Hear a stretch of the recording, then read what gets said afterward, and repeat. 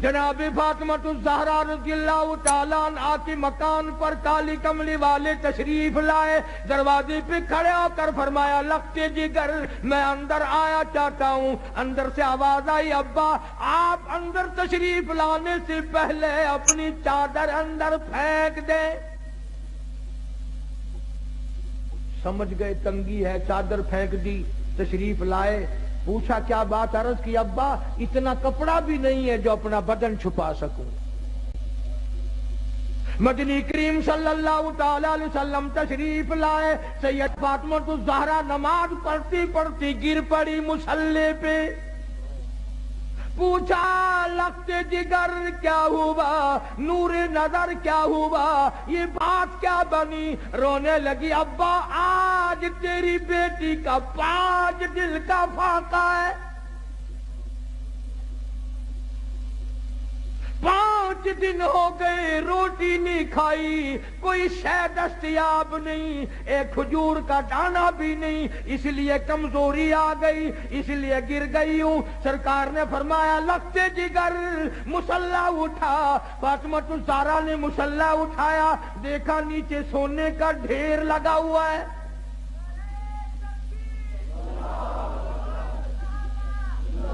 فرمایا بیٹی جتنا سونا چاہو اٹھا لو، پر یاد رکھو اس کی ذمہ داری بھی، اس کا جواب بھی قیامت میں دینا پڑے گا۔ خدا کی قسم پیغمبر کی لخت جگر نے سونے پہ تھوک کر مصلی ڈال دیا۔ میں اس سونے کا کیا کروں گی؟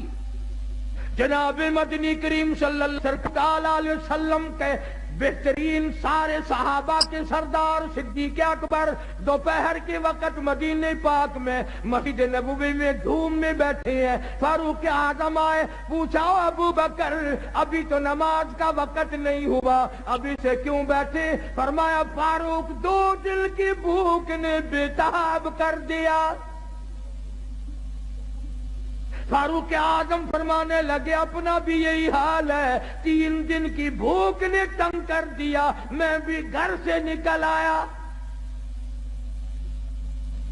جناب مدنی کریم سب کہہ دو صلی اللہ علیہ وسلم تشریف لائے، ان حضرات سے وجہ پوچھی، انہوں نے بتا دی، حضور کی آنکھوں میں آنسو آ گئے۔ فرمایا ابو بکر آج تیرے نبی کا 5 دن کا فاقہ ہے۔ ابو ایوب انصاری رضی اللہ تعالیٰ عنہ کے مکان پر 3 حضرات تشریف لے گئے، پتہ چلا کہ ابو ایوب انصاری مکان پہ نہیں ہے۔ گھر والی نے کہا گھر والا نہیں ہے تو گھر والی تو ہے، تشریف رکھیں آپ۔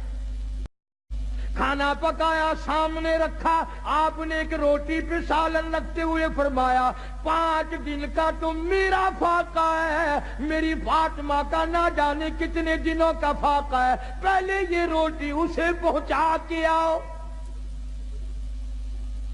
اور بڑی عظیم بات ہے، شاہ عبدالعزیز دہلوی محدث دہلوی سب کہہ دو رحمت اللہ علیہ اپنی تفسیر میں لکھتے ہیں میدان قیامت برپا ہوگا، پلسرات لگی ہوگی، انبیاء گزر رہے ہوں گے، رسول گزریں گے، پیغمبر گزریں گے، کتب گزریں گے، ابدال گزریں گے، غوث گزریں گے، اولیاء کرام گزریں گے، صحابہ کرام گزریں گے، ساری دنیا گزر رہی ہوگی، آئے گی کالی کملی والے کی لخت جگر کی باری، فرشتہ اعلان کرے گا یا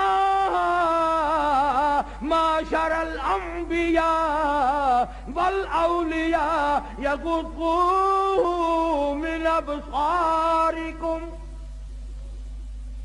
او آدم صفی اللہ، اے نوح نجی اللہ، اے ابراہیم خلیل اللہ، اے اسماعیل ذبیح اللہ، اے موسیٰ کلیم اللہ، اے عیسیٰ روح اللہ، اے یوسف علیہ السلام، اے یعقوب علیہ السلام، او سارے نبیوں رسولوں صحابہ کرام کی جماعت، قطبوں ابدالوں، عبد القادر جیلانی، بہاء الحق زکریا ملتانی، علی احمد حجویری، معین الدین چشتی اجمیری، بابا فرید، تمام کے تمام اپنی نظریں نیچی کر لو، اس لیے کہ خاتون جنت پلسرات سے گزرنے والی ہے۔